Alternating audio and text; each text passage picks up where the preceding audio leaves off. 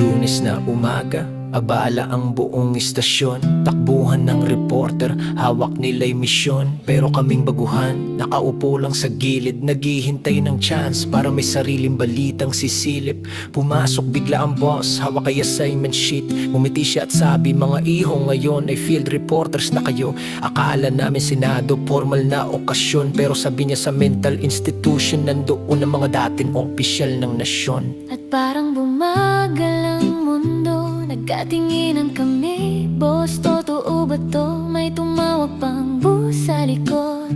Kumakabog ang dibdib, pero sabi namin kaya ho namin to.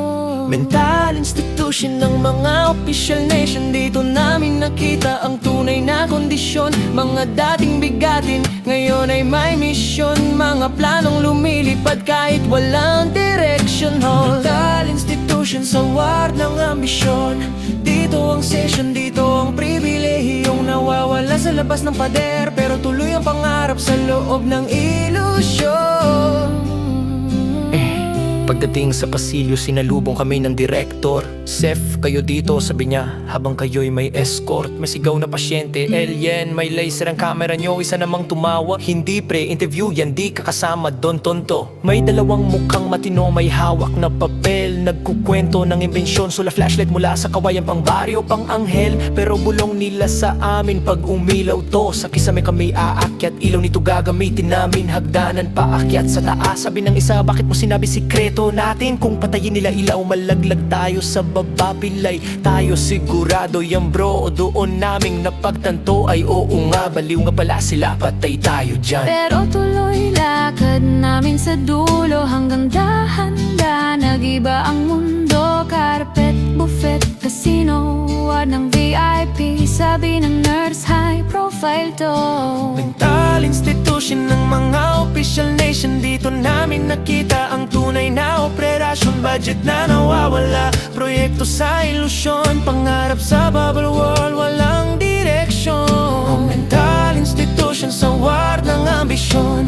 Dito ang hearing, dito ang diskusyon. Lahat malalaki ang plano, pero utak ay nasa ibang dimensyon. Ito plano, simula ni senador.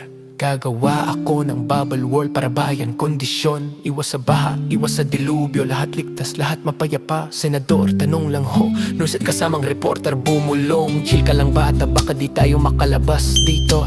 Reporter sumigi pa, bubble world na pangarap nyo. Kung bagyo ang tumama, di ba mababasag ang bubble nyo? O tatangayin ang hangin papunta sa dagat ng Pasifiko. Normal na reaksyon ng mga trapo, nagpanggap na bigla, tila naghahanap ng solusyon. Biglang siyang tumayo, galit na galit, fake news yan. Paalisin ang mga to, bilis. Reporter at nurse nagtakbuhan, pati kongresista kumaripas ng takbo. Sabi nga nila, umangal ka na sa baliw, wag lang sa trapo na may kililing sa ulo. Mental institution ng mga official nation. Dito nagtatago ang ating administrasyon. Mga planong malalim pero minsang ilusyon. Mga pangakong panglangit pero pundasyon ay karton. Mental institution, war ng ambisyon. Dito ang session, dito ang pribilehiyon. Kung saan ang realidad ay nagiging imahinasyon. Welcome sa opisyal ng bansa, nasa ibang dimensyon.